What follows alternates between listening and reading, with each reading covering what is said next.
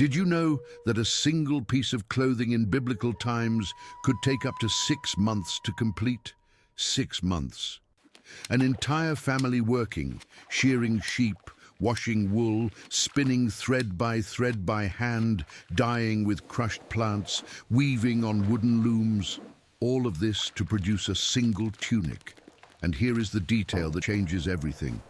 The clothing a person wore was not just protection against the cold or the sun. It was their identity. It was their social status, profession, tribe, marital status, financial situation, and even spiritual condition, all visible at a single glance. It was enough to observe the colors, the fabric, the length, and the style of the knotting to know exactly who was standing before you.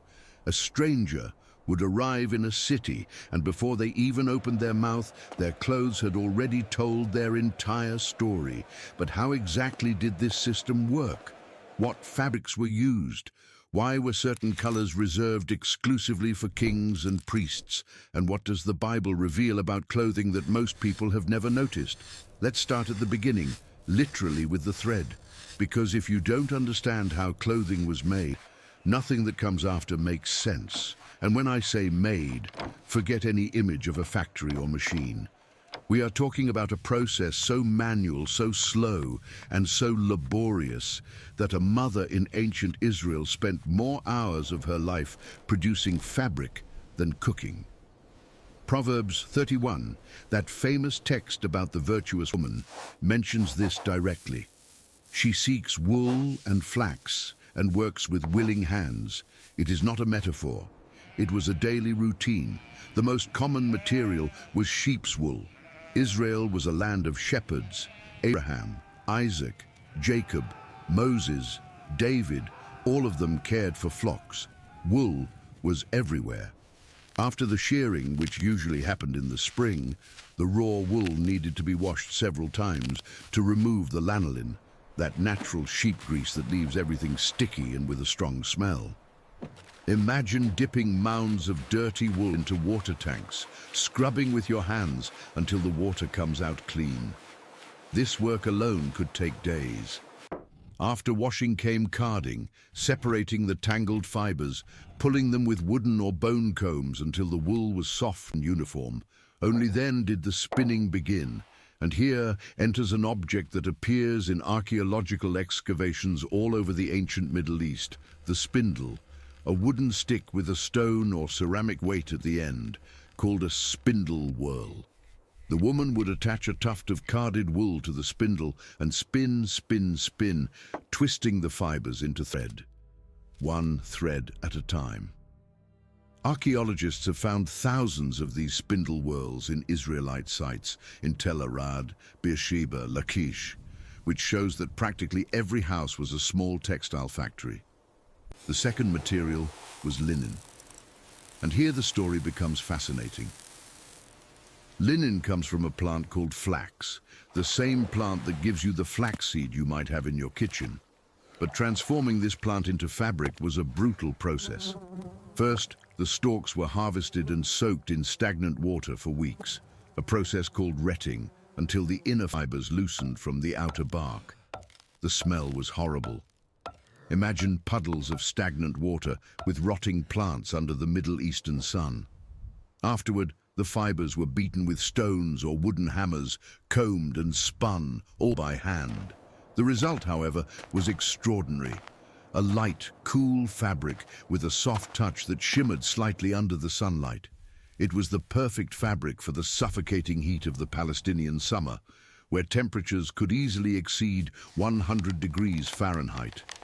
And here enters a biblical law that confuses many people.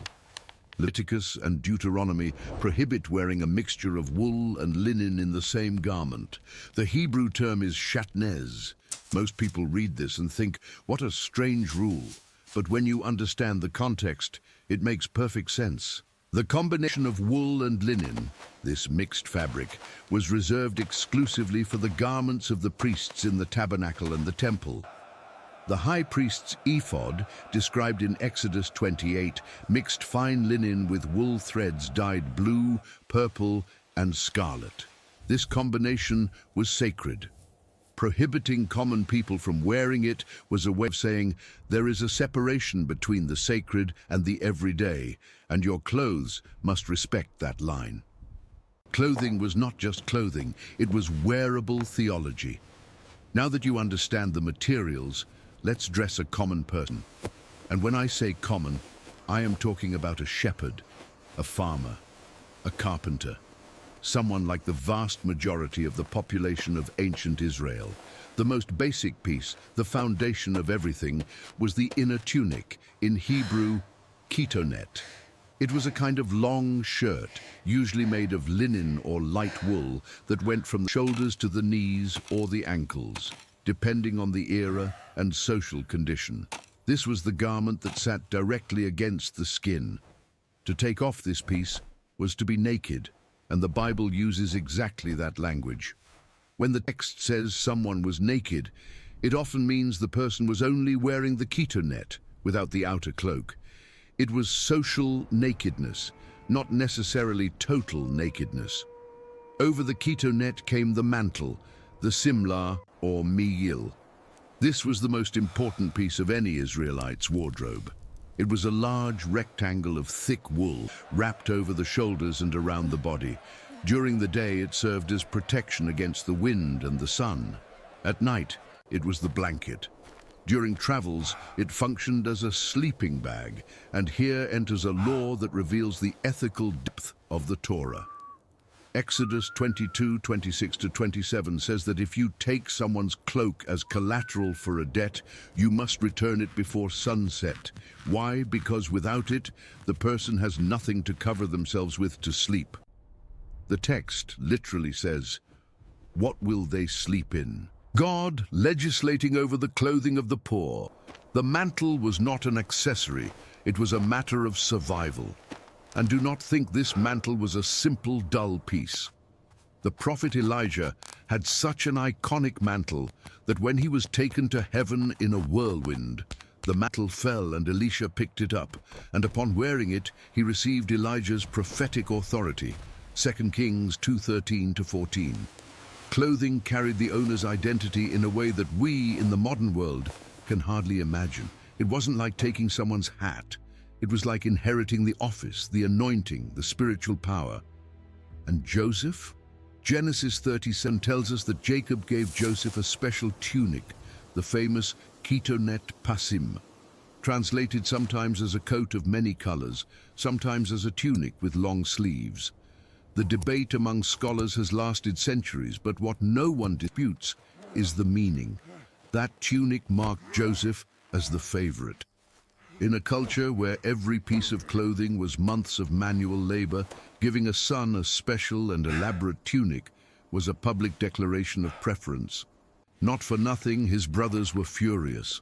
The first thing they did when attacking him was to strip off the tunic. They didn't kill him first, they took the clothes first, because destroying the clothes was destroying the status, and then they dipped the tunic in the blood of a goat and took it to their father. The clothes told a story, and they forged the story. If you have been following along so far, you have already realized that clothing in the Bible is not a costume detail. It is language, it is power, it is identity. If this is making sense to you, leave a like now, because this video has many more revelations ahead, and the like helps bring this content to more people. Now, let's go up the social scale. Because if a peasant's clothing is already loaded with meaning, a king's clothing was an explosion of visual messages. And it all starts with a color that changed the ancient world. Purple. You have probably heard that purple was the color of royalty. But do you know why? The answer is not symbolic, it is economic. The true purple pigment, called argaman in Hebrew, was extracted from a tiny sea mollusk, the murex. Each snail produced a single drop of secretion, one. To dye a single purple mantle, between 10,000 and 12,000 mollusks were needed. 10,000 sea snails crushed, boiled and processed to produce enough dye for one piece of clothing. The Phoenicians of the city of Tyre were the masters of this process. In fact, the name Phoenicians probably comes from the Greek phoenix, which means purple-red, an entire civilization that became known for the color it produced. The smell of this process was apocalyptic. Pliny the Elder, a Roman writer of the 1st century, described the purple factories of Tyre as one of the foulest smelling places in the world. The fermentation tanks were always located outside the cities because the stench of thousands of rotting snails was unbearable. Archaeologists have found these tanks in Sidon and Tyre, huge deposits of crushed murex shells, accumulated in layers yards deep, the remains of centuries of production. And the result of all this disgusting work? A fabric of supernatural beauty. Tyrian purple did not fade. On the contrary, it became more vibrant with time and exposure to the sun. While other dyes lost intensity with washing, murex purple deepened. An ancient purple mantle had a brilliance that no modern dye can perfectly replicate. It was more expensive than gold by weight, literally. A pound of wool dyed purple cost more than a pound of gold. When the Bible describes kings dressed in purple, it is describing someone covered in a fortune that most people would never see in their entire lives. And it wasn't just purple. Blue, techelet in Hebrew, was another sacred color, extracted from a related species of murex, and just as expensive as purple. God commanded in Numbers that the Israelites place a blue cord on the fringes of their garments, the famous tzitzit. This blue thread was a constant visual reminder of God's commandments. Every time the Israelite looked at the edge of their own clothing and saw that intense blue thread, it was as if God was saying, "Remember who you are and who I am." But here enters a mystery that lasted for millennia. At some point in history, the exact identity of the mollusk that produced the techelet was lost, simply forgotten. For almost 1,300 years, Jews no longer knew from which creature the sacred blue came. Rabbis debated, proposed alternatives, but no one was certain. Until in 1990, an Israeli chemist named Otto Elsner, working with the Murex trunculus mollusk, discovered that the secretion of this snail, when exposed to ultraviolet light during the dyeing process, produced an indigo blue identical to the samples found in ancient fabrics from Masada.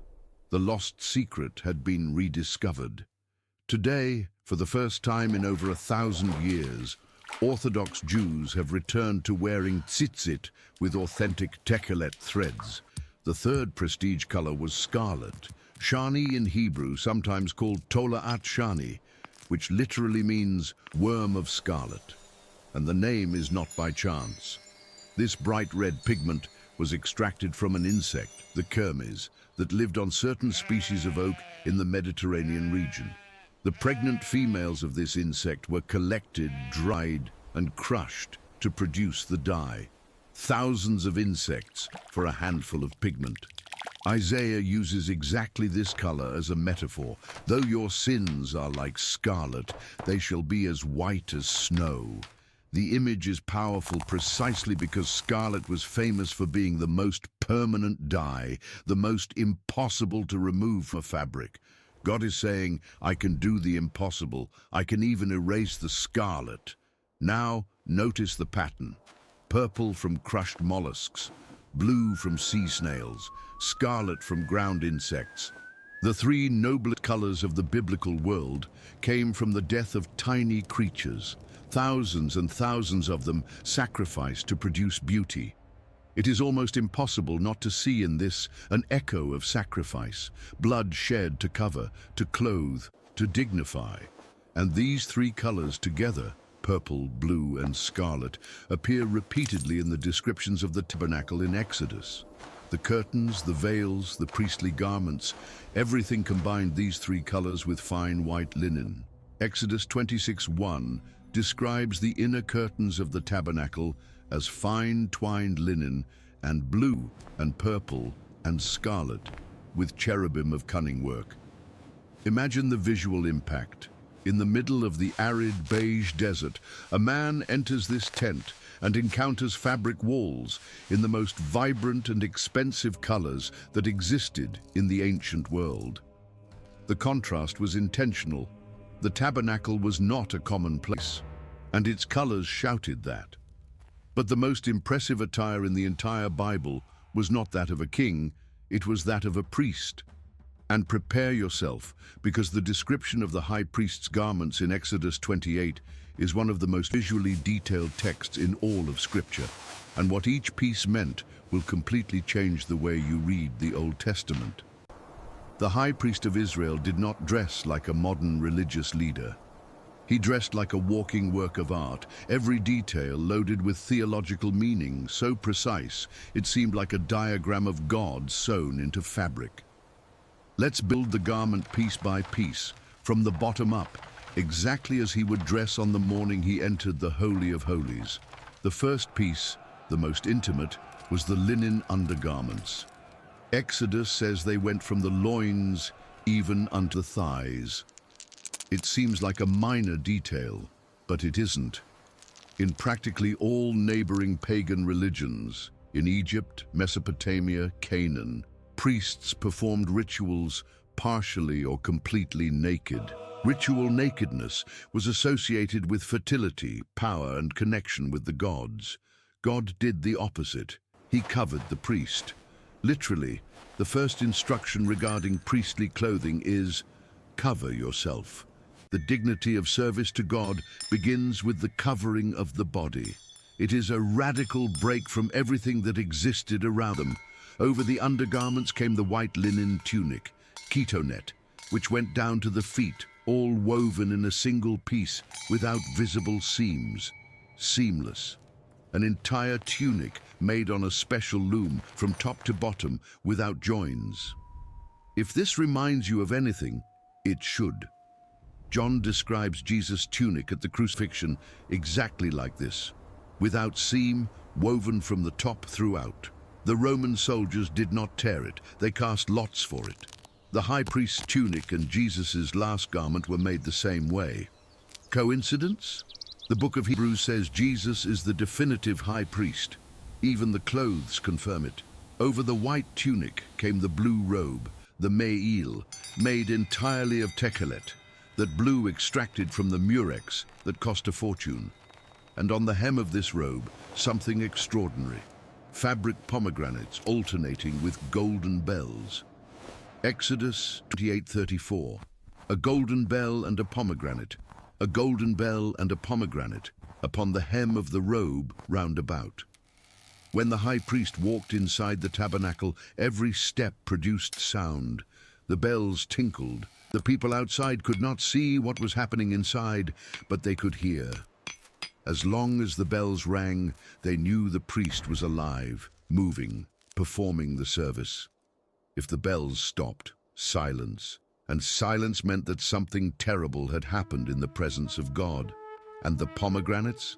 The pomegranate was the symbol of fertility and abundance throughout the ancient Middle East. A single pomegranate contains on average 613 seeds, and Jewish tradition counts exactly 613 commandments in the Torah. Pomegranates and bells, fruit and sound, obedience and worship, all sewn into the hem of the robe. But the centerpiece, the most complex and most mysterious, was the ephod. The ephod in Hebrew. A kind of vest or apron woven with the combination forbidden to all others. Fine linen with blue, purple and scarlet wool, and one more material that elevates everything to another level, gold threads. Exodus 28:6 says that plates of pure gold were hammered until they were very thin, and then cut into wires that were interwoven with the fabric threads. Gold and fabric fused together. Imagine the texture. Every movement reflected light, every fold shimmered.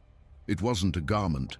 It was a visual declaration that this man was entering the presence of the creator of the universe. On the shoulders of the ephod, 2 onyx stones, each engraved with 6 names of the 12 tribes of Israel, 6 names on each shoulder. The high priest literally carried the people on his shoulders when he entered before God, and on his chest, attached to the ephod by gold chains, the breastplate of judgment. Exodus 28:17-20 lists the stones: sardius, topaz, emerald, carbuncle, sapphire, diamond, ligure, agate, amethyst, beryl, onyx, and jasper. 12 precious stones, each engraved with the name of a tribe, arranged in 4 rows of 3. The high priest's heart shone with the colors of all the people of Israel. When he prayed, every name was there, over his chest, before God. And inside this breastplate, and here we enter one of the greatest mysteries in all the Bible, were the Urim and the Thummim. Exodus 28:30. No one knows exactly what they were. No one. They were objects used to consult the will of God, a kind of instrument of divine revelation. Some scholars believe they were 2 stones, perhaps one light and one dark, used as yes and no. Others believe they were more complex than that. First, Samuel 28:6 says that Saul tried to consult God through the Urim, but received no answer. God's silence was as real as his voice, and these mysterious objects sat there in the pocket of the breastplate over the priest's heart, between the 12 stones, hidden in plain sight. If this level of detail impresses you, comment "I didn't know," because most people read these chapters of Exodus and skip them, thinking they are boring technical instructions. But now you are seeing what they really are. Every thread, every stone, every color is a coded message. And at the top of everything, literally on the head, the linen turban with a pure gold plate tied to the forehead. And on this plate, an engraved inscription, "Holiness to the Lord." Exodus 28:36. When someone looked at the high priest from the front, the first thing they saw was this phrase, shining in gold. Not the priest's name, not the tribe's name. Holiness to the Lord. Personal identity disappeared. The man became his function. He was not Aaron at that moment. He was the point of contact between heaven and earth. Now take a step back and see the full picture. From the bottom up, linen undergarments covering pagan nakedness. Seamless white tunic representing purity and wholeness. Sky blue robe with golden bells and pomegranates on the hem. Sound and fruit, worship and obedience. Ephod of gold and royal colors, with the people on the shoulders and on the heart. Urim and Thummim hidden in the chest, the voice of God in the most intimate place, and on the forehead, in gold, holiness to the Lord. The high priest did not wear a garment. He wore a 3-dimensional sermon. But here enters something that almost no one notices. All this glory, the gold, the stones, the purple, the blue, was for a single man on a single day of the year. On Yom Kippur, the Day of Atonement, described in Leviticus 16, the high priest took off all these magnificent garments, all of them, and he entered the Holy of Holies wearing only simple white linen, no gold, no stones, no colors, just white. The most sacred moment of the Israelite calendar, the only moment when a human being stood in the direct presence of God, was done in the simplest clothing possible. The message is devastating. Before God, no human adornment matters, no title, no status, white linen, that's it. And if this reminds you of Revelation 19:8, to her was granted that she should be arrayed in fine linen, clean and white. For the fine linen is the righteousness of saints. It's because it should. White linen runs through the entire Bible like an invisible thread, from Genesis to Revelation, from the first priest to the last banquet. Now let's leave the temple and return to the streets. Because so far we've talked about materials, colors, and priestly attire, but what was everyday clothing like? How did an Israelite woman dress when going to the well to get water in the morning? How did a merchant in Jerusalem dress? How did a child dress? And more importantly, what happened when someone did not follow the rules? Because yes, there were rules, and there were many of them. Clothing in ancient Israel was regulated by law, custom, and social pressure, with a rigidity that would make any modern dress code seem flexible. And the most famous of these rules, the one that generates the most debate to this day, is in Deuteronomy 22:5. The woman shall not wear that which pertaineth unto a man, neither shall a man put on a woman's garment. But what exactly did this mean in a culture where both men and women wore long tunics that were apparently similar?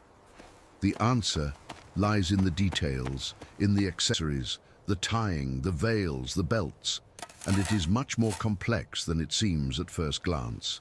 But to understand this, first we need to understand something that most people ignore completely: the belt.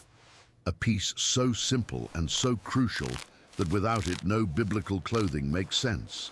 And what the belt signified will surprise you. The belt. In modern English, the word evokes something simple, a leather strap with a buckle. But in the biblical world, the belt was the center of gravity for the entire outfit. Without it, the tunic was a shapeless sack.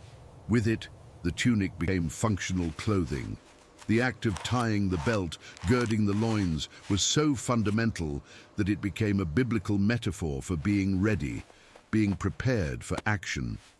When God says to Jeremiah, "Gird up thy loins and arise," in Jeremiah 1:17, he is not giving fashion advice. He is saying, prepare yourself for war, because that is exactly what girding the loins meant in practice. The man would take the hem of the long tunic, pull it between his legs, and tuck it into the belt at the back, creating a kind of improvised short that freed the legs to run, fight, or work. A man with a loose tunic was a man at rest. A man with girded loins was a man in action. And you could see the difference from 100 yards away. The common masculine belt, the eazor, was a wide band of leather or thick fabric wrapped several times around the waist. And here is the crucial detail. The belt served as a pocket. In a world without pockets, and remember, pockets sewn into clothing are a relatively modern invention, the belt was where a man kept everything. Coins folded inside the pleats of the fabric, a work knife tucked into the side, small bags with spices or seeds, even small documents rolled up and secured between the layers. When Jesus says to the disciples in Matthew 10:9, "Provide neither gold nor silver nor brass in your purses, belts," he is literally saying do not carry money, because the belt was the wallet, it was the pocket, it was the common man's portable bank, and the feminine belt, different.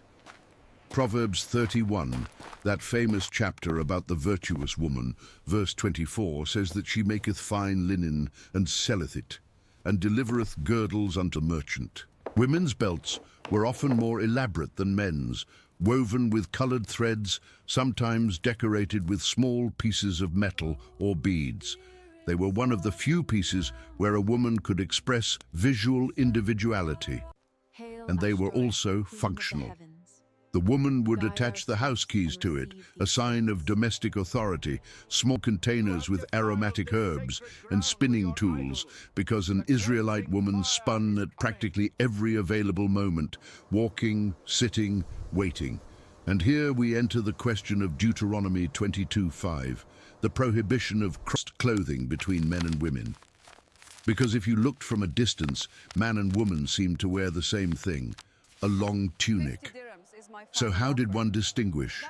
By the belt, masculine, wide and utilitarian, feminine, narrower and decorated. By the veil, which the married woman wore and the man did not. By the accessories, by specific cut and length of the tunic, the feminine generally longer down to the ankles, the masculine potentially shorter for work. By the way the outer mantle was tied, each of these details was an instant gender marker that anyone of the time recognized immediately, but which we, looking from the outside, easily confuse. The prohibition was not about a generic shape of clothing. It was about deliberately crossing these markers, using the other's belt, the other's veil, the other's accessories, and the probable context of this law, according to most scholars, was linked pagan Canaanite rituals, where the ritual exchange of clothing between genders was part of fertility ceremonies dedicated to gods like Ashtoreth and Baal. The law was not a fashion code, it was a barrier against idolatry. Now, the veil. Few biblical subjects generate as much modern confusion as the feminine veil in ancient Israel. And the truth is that not even the biblical texts themselves are completely uniform on the subject. But here is what we know with reasonable certainty. The married woman covered her head in public. This was so universally accepted that the Mishnah, the compilation of Jewish oral law from the 2nd century, lists leaving the house with an uncovered head as a legitimate reason for divorce, not as a suggestion, as a legal cause. The veil was not necessarily a complete covering of the face, as we sometimes imagine. The most common was a large rectangular cloth, the raidid or the tisaif, that covered the head, could be pulled over part of the face when necessary, and fell over the shoulders and back. It was multifunctional, protection against the sun, against dust, a sign of modesty and, in specific contexts, a tool for social communication, because the way a woman used the veil said things. Genesis tells of the moment when Rebekah sees Isaac for the first time. She asks the servant who that man is, and upon learning it is her future husband, immediately took a veil and covered herself. Not because she was ashamed, because she was signaling respect, modesty, and the intention of marriage. The veil was language, and the opposite was also true. Genesis 38, the story of Tamar and Judah, revolves entirely around the veil. Tamar covers her face with a veil and sits by the roadside. Judah sees her and assumes she is a cult prostitute. Why? Not because the veil indicated prostitution. On the contrary, it was the opposite of what was expected. A widow in her house went without the bride veil. By covering her face completely, Tamar became unrecognizable, anonymous, and on that road, in that context, a covered and anonymous woman by the roadside near a sanctuary was interpreted as a ritual prostitute. The veil functioned as a disguise, and the whole story depends on it. Remove the veil from the narrative, and the entire chapter collapses. Now, children's clothing. This is one of those themes that almost no one addresses, because biblical texts rarely mention children in detail. But archaeological evidence and extra-biblical sources give us an interesting picture. Small children in the ancient Middle East, and this includes Israel, frequently went with little or no clothing until around 3 to 5 years old, especially in domestic and rural contexts. Not out of negligence, but for practicality. Fabric was expensive. Children grew fast, and the hot climate made heavy clothing unnecessary for the little ones. When dressed, children wore simplified versions of adult clothing, a short tunic without many accessories, usually made from the worn-out fabric of their parents' clothes, repurposed, because fabric was never thrown away, never. An adult tunic, when it became too old for public use, was cut and re-sewn into children's clothing. When that children's clothing wore out, it became cleaning rags. When the rags fell apart, they became material for lamp wicks. Nothing was wasted. In an economy where a single mantle could represent months of spinning and weaving work, wasting fabric was almost unthinkable. And this leads us to an aspect of biblical life that completely transforms our understanding of these clothes, the work behind them. We look at a tunic and see a piece of clothing. An Israelite looked at a tunic and saw hundreds of hours of human labor, because every stage, every single one, was done by hand. First, the raw material. If it was wool, someone sheared the sheep, an event so important it had a date on the agricultural calendar. 2 Samuel 13:24 mentions the shearing of Absalom's sheep as a social event large enough to invite the king. The sheared wool was washed to remove the lanolin, the natural grease, which required hot water and some kind of cleaning agent, usually vegetable ashes or fermented urine. Yes, urine. It was the detergent of the ancient world. Fullers, professional fabric washers, maintained public containers on the streets where people could urinate, and this urine was collected, fermented, and used to clean and bleach fabrics. The prophet Malachi 3:2 compares God to fuller's soap, and now you know what that soap actually was. After washing, the wool was carded, combed with wooden or bone combs with sharp teeth to align the fibers. Then it was spun, transformed into thread using a hand spindle, a wooden stick with a weight at the end called a spindle whorl. Archaeologists have found thousands of spindle whorls in excavations in Israel. They are one of the most common finds, which shows how spinning was an omnipresent activity. Spinning was predominantly women's work. Proverbs says of the virtuous woman, "She layeth her hands to the spindle, and her hands hold the distaff." And it wasn't occasional work, it was constant. A woman spun while caring for children, while walking to the well, while talking with neighbors, while watching the flock. The spindle was so associated with feminine identity that finding a spindle in an archaeological tomb is one of the indicators that the burial is that of a woman. The tool of work accompanied the person even in death. The finished thread went to the loom. Domestic looms were simple but bulky equipment. Two vertical posts with a horizontal bar at the top and stone or clay weights hanging from the vertical threads to keep them taut. Loom weights are another extremely common archaeological find. In Tel Be'er-Sheva, archaeologists found entire rooms where the loom weights were still lined up on the floor, exactly where they fell when the loom they supported was destroyed. You can visualize it. 3,000 years ago, a woman sat in that room, passing the shuttle from one side to the other, building fabric thread by thread, inch by inch, and every inch represented minutes of work. Textile historians estimate that producing enough fabric for a single simple male tunic required between 6 months and a year of spinning and weaving work, and that is considering the woman had many other daily tasks. A year for one tunic. Now reread Jesus' parable about the man who had 2 tunics and should give one to the person who had none. He was not asking the person to donate an old t-shirt. He was asking them to donate a year's worth of work. If it was linen instead of wool, the process was different but equally exhaustive. Linen comes from the flax plant, and transforming the stiff stalk of the plant into soft fiber for spinning was a brutal process. The stalks were harvested by pulling the entire plant from the ground, not cutting it, pulling it. Then they were soaked in stagnant water, in puddles, tanks, or slow-flowing rivers, and left to partially rot for 1 to 3 weeks. This process, called retting, dissolved the gum that held fibers to the woody part of the stem. The smell, as you can imagine, was horrible. Joshua 2:6 mentions Rahab hiding the spies under stalks of flax that were drying on her roof in Jericho.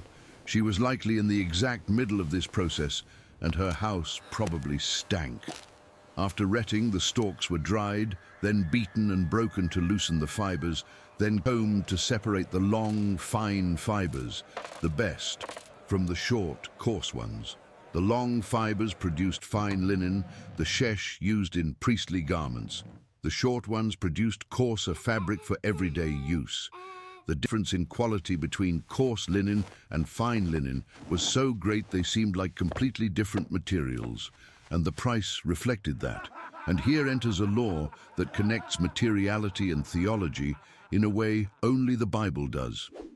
Leviticus and Deuteronomy prohibit what is called sha'atnez, the mixture of wool and linen in the same fabric. Thou shalt not wear a garment of divers sorts, as of woolen and linen together. It seems arbitrary. Why would God care about the composition of fabric? Rabbis have debated this for millennia. Some interpretations point out that the only garment that legally mixed wool and linen was the high priest's garment, the ephod. The mixture forbidden to the common people was allowed only for God's representative in sacred service. The separation of materials for the people reinforced the separation between the sacred and the common, between the everyday and the divine. Other scholars note that mixed fabrics of wool and linen were common in pagan religious contexts, especially in Egypt, where mummies were wrapped in fabrics that combined the two materials. The prohibition may have been another barrier against idolatrous practices. But regardless of the theological reason, the practical effect was real and measurable. It created a constant material consciousness. Every time an Israelite bought fabric, put on a new garment, or examined a mantle in the market, they had to ask, what is in this fabric? Pure wool, pure linen, or a mixture? The law transformed an act as simple as getting dressed into a religious decision. You could not get dressed in the morning without thinking about God. And perhaps that was exactly the point. But clothing in ancient Israel did not live only in the realm of law and theology. It lived in the realm of economy. And when you understand the economy of biblical clothing, entire texts change meaning. Think about it. In a society where producing a single piece of clothing takes months, where fabric is one of the most valuable assets a family possesses, clothing becomes currency. Literally, clothes were used as payment, as collateral for a loan, as a diplomatic gift, as a dowry, as spoils of war. When Samson makes his famous bet in Judges 14, the prize is not money. It is 30 sheets and 30 change of garments. 60 pieces of clothing. It was a fortune. When Naaman goes to Israel to be healed of leprosy in 2 Kings 5, he takes as a gift 10 talents of silver and 6,000 pieces of gold and 10 changes of raiment. Clothing listed alongside gold and silver, not as an accessory to the gift, but as an equivalent part of it. And this economic reality explains one of the most surprising laws of the Torah, Exodus 22:26-27. If thou at all take thy neighbor's raiment to pledge, thou shalt deliver it unto him by that the sun goeth down. For that is his covering only, it is his raiment for his skin, wherein shall he sleep? God is legislating over a specific scenario. A man so poor that he gave his own clothes as security for a debt. And God says, return it before nightfall. Because without it, he sleeps in the cold. Without it, he has nothing between his body and the night. Amos 2:8 explicitly condemns those who lay themselves down upon clothes laid to pledge by every altar. That is, rich people who take the clothes of the poor as collateral and do not even return them, sleeping on them comfort while the owner is cold. Injustice is not abstract. It is textual. It is one man shivering at night while another lies on the mantle that should be covering that body. And this is the terrible genius of the Bible. It does not let you forget that clothing is body, that stripping someone's clothes is exposing someone, that covering someone is protecting someone. The economy of clothing is an economy of dignity. And when a prophet like Isaiah walks naked for 3 years, Isaiah 23, as a prophetic sign against Egypt and Ethiopia, the shock is not sexual, it is existential. It is a man without identity, without protection, without status, walking the streets like a stripped prisoner of war, because that was exactly what God said would happen to those nations. And if clothing was economy, it was also diplomacy. Giving a garment to someone was one of the most significant gestures of the ancient world. When Jonathan takes off his own robe and gives it to David in 1 Samuel 18:4, he is not giving a casual gift. He is transferring identity. The text says that Jonathan gave David the robe that was upon him and his garments, even to his sword and to his bow and to his girdle. Everything. Jonathan, the crown prince, stripped himself of the symbols of royal power and placed them on David, the shepherd. It was a declaration of alliance so powerful it required no words. Everyone who saw that scene understood. Jonathan was saying that David would be king, not with a speech, with clothing. The same principle appears in the parable of the prodigal son in Luke 15. When the son returns home, covered in mud and shame, the father does not make a speech of forgiveness. He shouts to the servants, "Bring forth the best robe and put it on him, and put a ring on his hand and shoes on his feet." The best robe, not just any robe, the best. Likely the robe reserved for feasts, the most expensive piece in the house. The father is restoring the son's status before even talking to him. The clothes speak first, and they speak louder than any word. This leads us to one of the most striking contrasts in the entire New Testament, and it is a contrast that only makes sense when you understand everything we've discussed so far. Think of John the Baptist, Matthew 3:4. And the same John had his raiment of camel's hair and a leathern girdle about his loins. Camel's hair, not soft wool, not fine linen.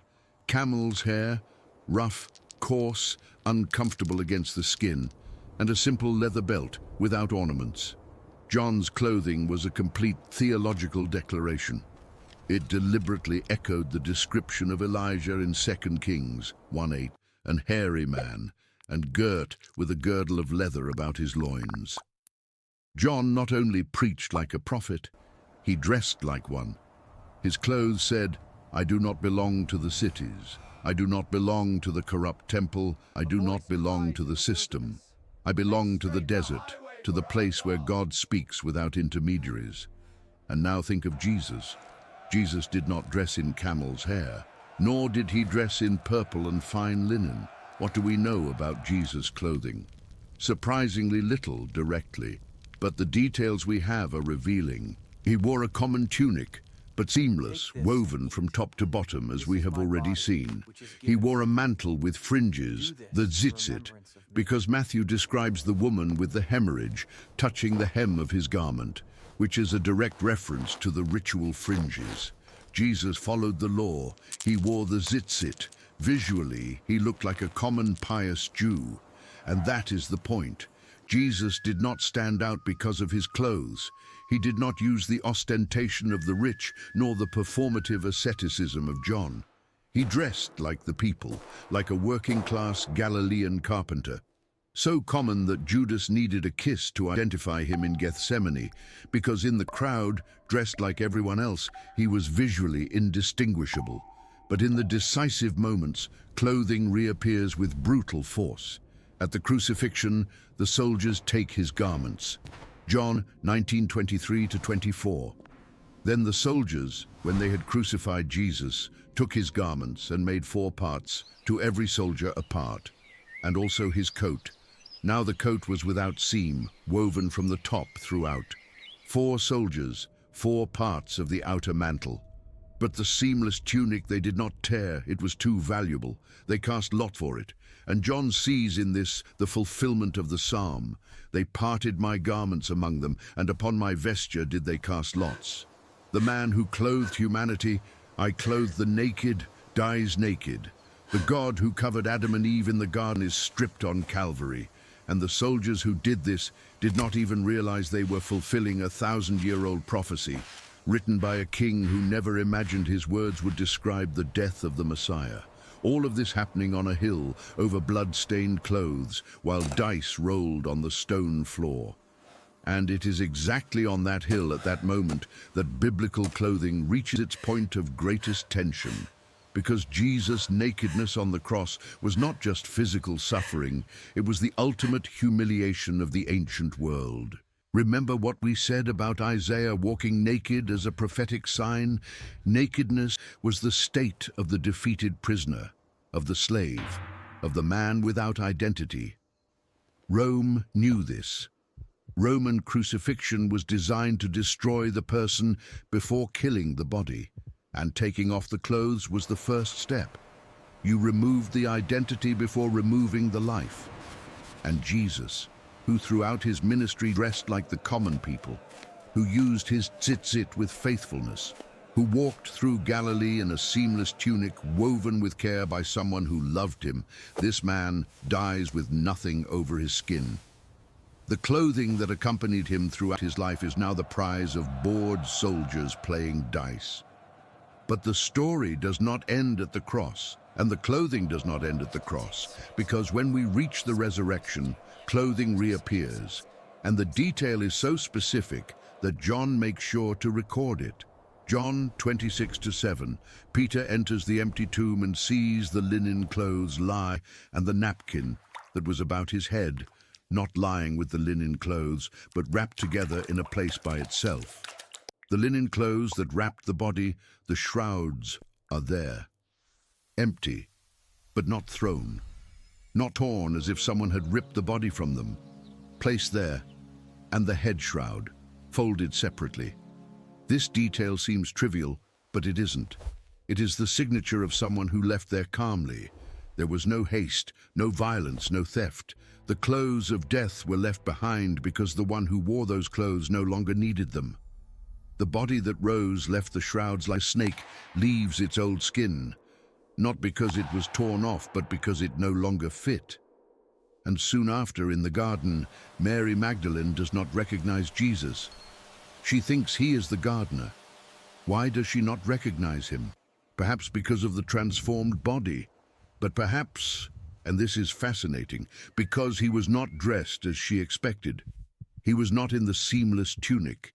He was not in the mantle and the tzitzit. He was dressed in a way that visually looked like a common garden worker, and she only recognizes him when he speaks her name, not by his clothes, by his voice, by the identity that no clothing can contain or reveal. It is almost as if the text is saying, throughout this whole story, from Adam and Eve in the garden to this garden here, clothing has covered, revealed, protected, deceived, honored, and humiliated. But in the end, what identifies a person is not what they wear. It is who they are.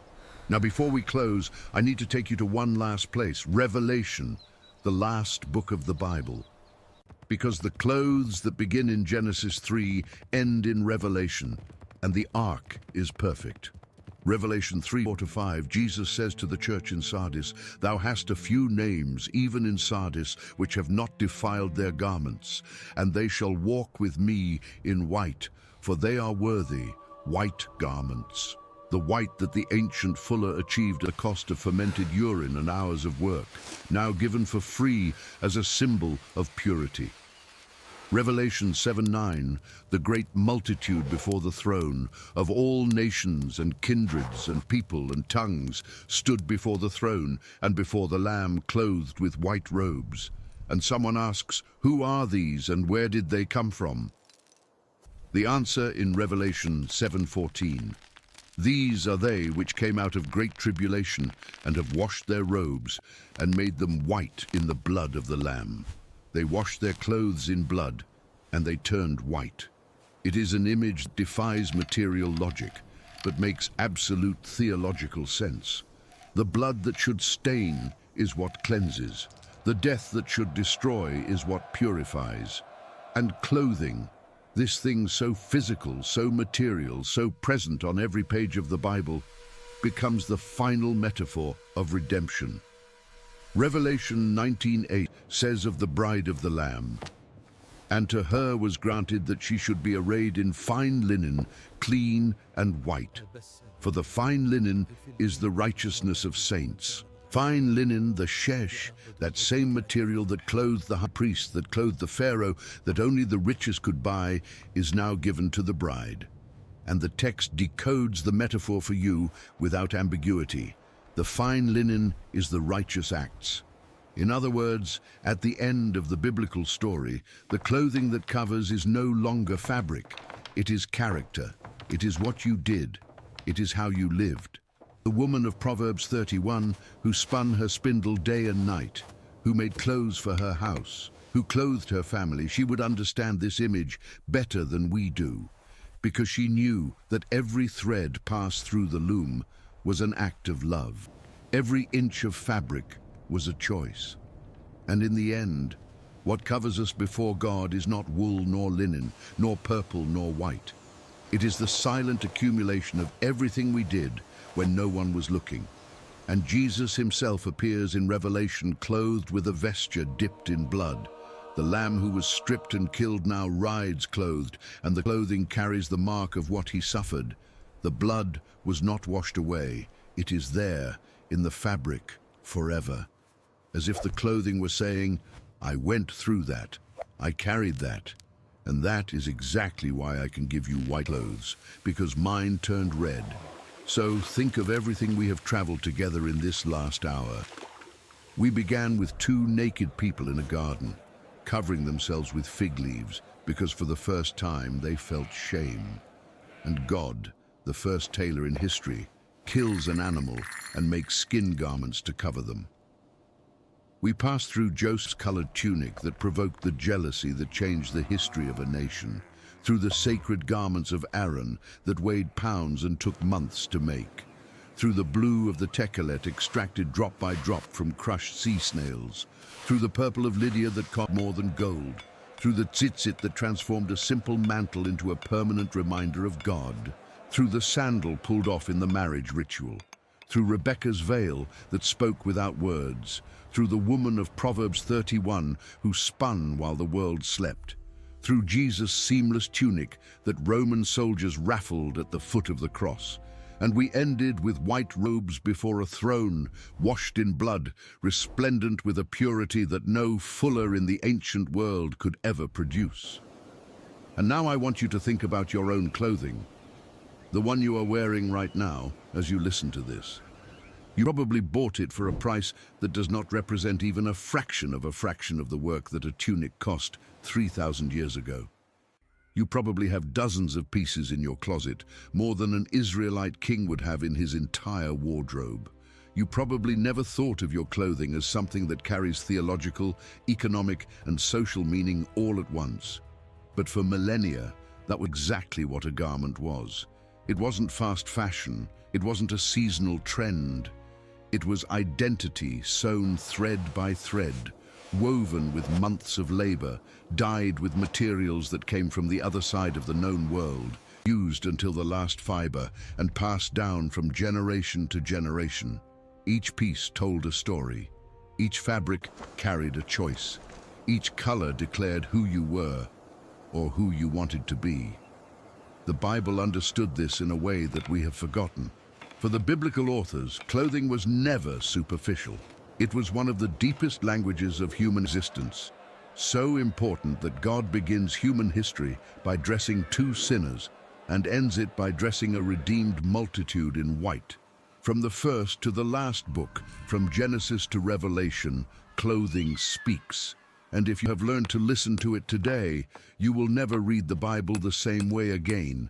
Every time a text mentions a tunic, a mantle, a veil, a sandal, a color, a fabric, you will stop.